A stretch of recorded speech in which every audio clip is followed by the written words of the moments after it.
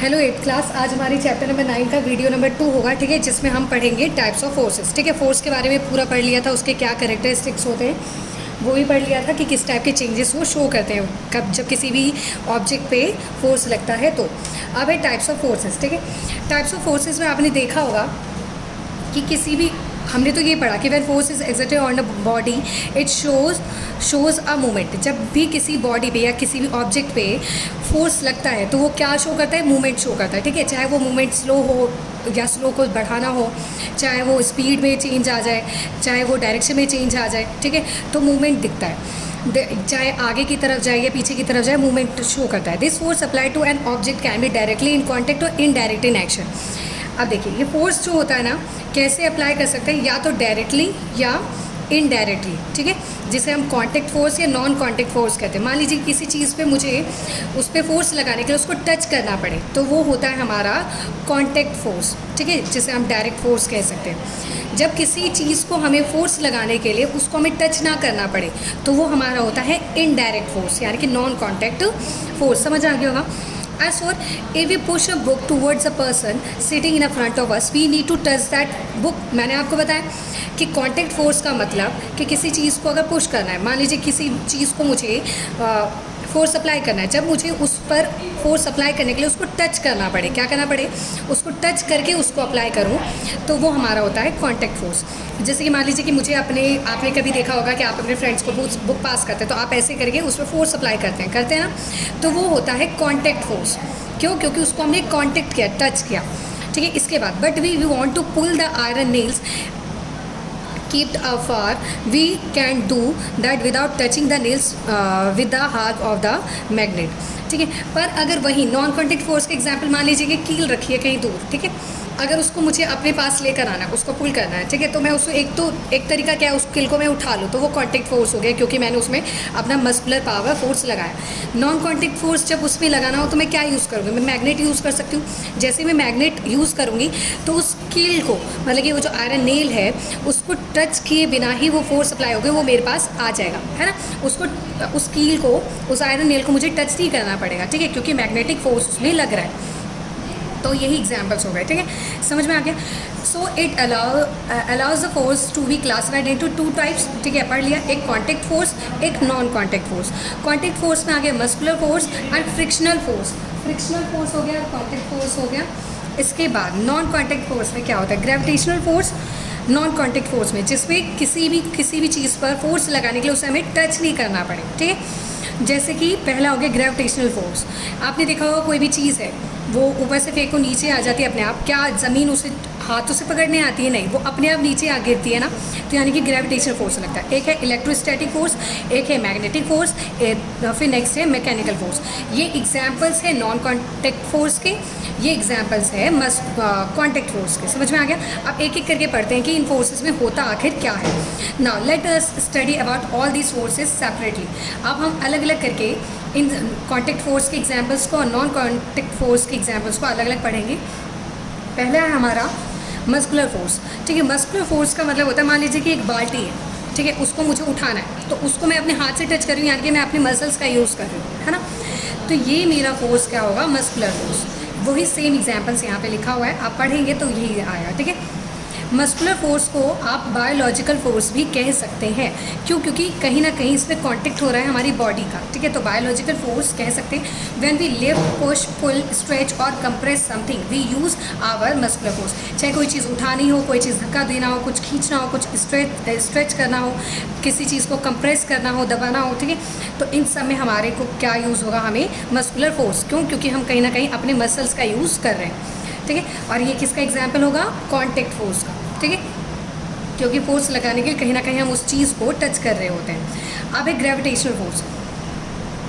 Gravitational force देखते हैं। Gravitational force कौन सा होता है? आपने सुना होगा ग्रेविटी है, जिसकी वजह से हम नीचे हैं या कोई चीज़ ऊपर से नीचे गिरती है। ठीक है, तो ग्रेविटी है।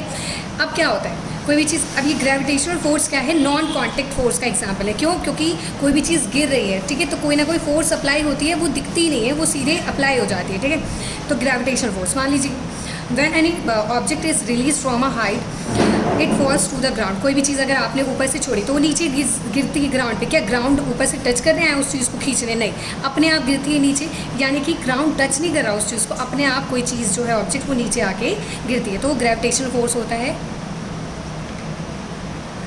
ठीक है, तो ग्रेविटेशनल फोर्स होता है।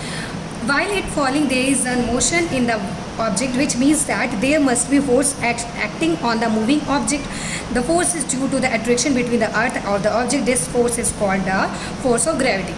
मैंने वही समझाया, जब यानी कि कोई चीज़ नीचे आ रही है, यानी कि कोई ना कोई फोर्स लगा है, तो उसे ही कहते हैं force of gravity. This force acting at a distance, और ये फोर्स दूर से ही परफॉर्म हो जाता है। ठीक है, दूर से ही कोई चीज़ आपने कितने भी ऊपर से कोई चीज़ नीचे फेंको तो अपने आप नीचे गिरती है, तो दूर से भी ये फोर्स अप्लाई हो सकता है। The earth exerts the force of the gravity on all objects, such as earth exerts force on objects. The other object also exert force to each other. The force of the attraction exerted by an object and another object is called gravitational force pull. Gravitational force को pull भी कहते हैं, pull means खींचना। ठीक है, अर्थ तो gravity जो बल है, ग्रेविटेशनल फोर्स लगाता ही लगाता है। पर एक थ्योरी पता है, जब आप नाइन्थ क्लास में जाएंगे तो आप एक थ्योरी पढ़ेंगे कि कोई भी चीज़ है ना, मान लीजिए दो चीज़ है, जैसे एक पेंसिल है रखी हुई, मान लीजिए एक पेंसिल रखी है मैंने और नोटबुक रखी हुई है, तो ये दोनों आपस में भी क्या लगाते हैं? ग्रेविटेशनल फोर्स लगाते हैं। समझ में आया? तो यही है, समझ में आ गया। इसके बाद ठीक है, उसके आगे देखते हैं। The measures of the gravitational pull of the earth on a object is the weight of the object. अब यही है कि कितना आखिर किसी चीज़ पे ग्रेविटेशनल फोर्स जो है लगता है, तो जितना उस ऑब्जेक्ट का क्या होगा? वेट होगा। ठीक है, उस पर डिपेंड करता है। ठीक है, mass of an object is quantity of matter contained in it therefore a bigger object has a greater mass then a smaller one. ठीक है, मास किस पे डिपेंड करता है?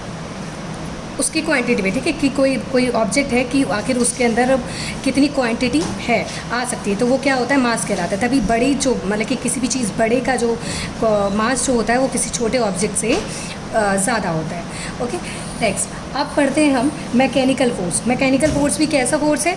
ये भी हमारा नॉन कॉन्टेक्ट फोर्स में आता है। ठीक है, जिसमें हम उसको टच करने की ज़रूरत नहीं है, नॉन कॉन्टेक्ट फोर्स में आता है।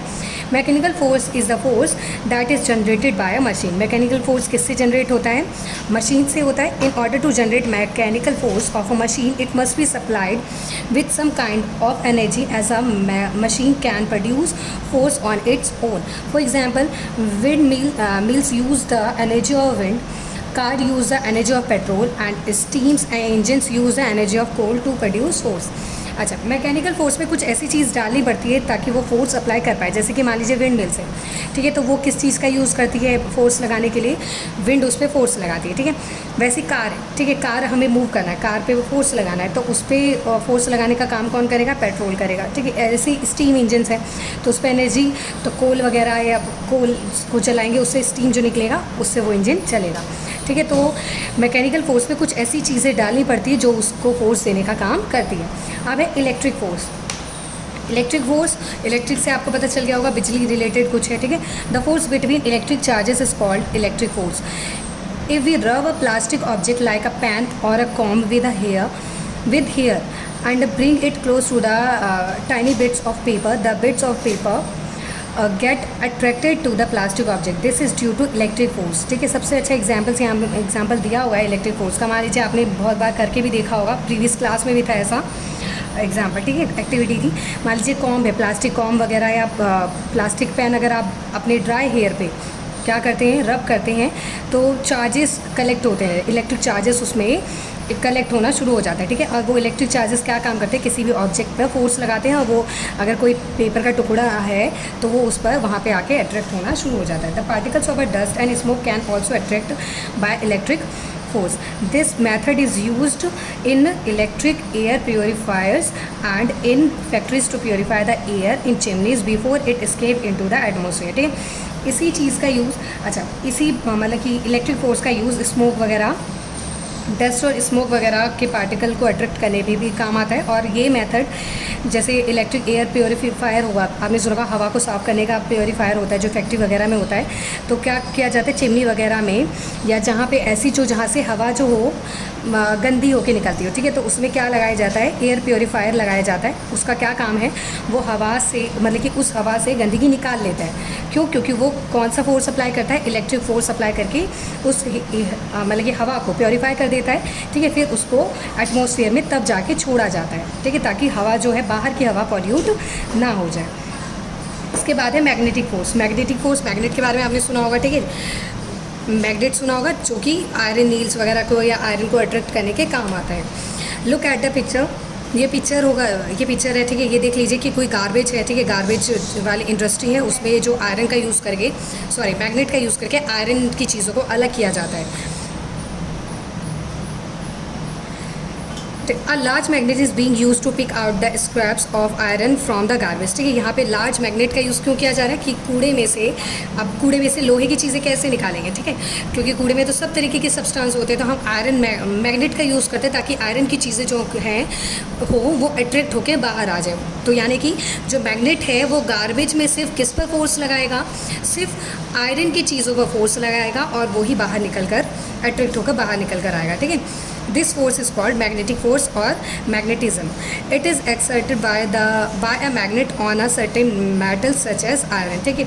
आपको पता है ये वाला जो है किस चीज़ पर यूज़ होता है, आयरन वगैरह पर फोर्स अप्लाई करने के काम आता है। When you bring a small magnet near some iron nails, the iron nails are pulled towards the magnet even when they are little distance away from it. This is because magnetic force can act from a distance. A magnet is surrounded by an invisible field of force.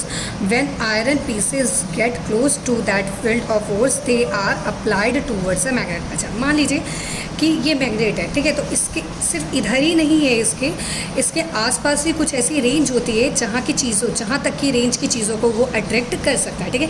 तो वहाँ तक की range में अगर आप उस object को, iron nail को या लोहे की चीज़ों को वगैरह को यहाँ रखेंगे तो वो क्या है, मैग्नेट जो है अपना जो फोर्स उस पर अप्लाई करके उसको अट्रैक्ट कर सकता है, ठीक है। और अगर इस रेंज से बाहर होगा तो वो उसको अप्लाई नहीं कर पाएगा। अगर कुछ ज़्यादा दूर रख लो आप उसको और मैग्नेट छोटा हो और ऑब्जेक्ट बड़ा हो और डिस्टेंस भी ज़्यादा हो तो उसको अट्रैक्ट नहीं कर पाएगा, ठीक है। तो कुछ रेंज होता है तो जिसमें आप उसको रख कर आप उसको मतलब कि उसमें मैग्नेटिक फोर्स जो है अप्लाई हो सकता है, ठीक है। अगर मैग्नेट बड़ा हो तो वो कितने भी दूर से किसी भी ऑब्जेक्ट को अट्रैक्ट कर सकता है, ठीक है। तो ये हमारा मैग्नेटिक फोर्स ये यहाँ पे ख़त्म होता है। इसके बाद फ्रिक्शनल फोर्स और फोर्स ऑफ फ्रिक्शन, ये हम अपने नेक्स्ट क्लास में देखेंगे, ठीक है। तो तब तक के लिए आप जितना जो पढ़ा है उसको आप अच्छे से खुद से पढ़ेंगे, ठीक है, वीडियो देखने के बाद।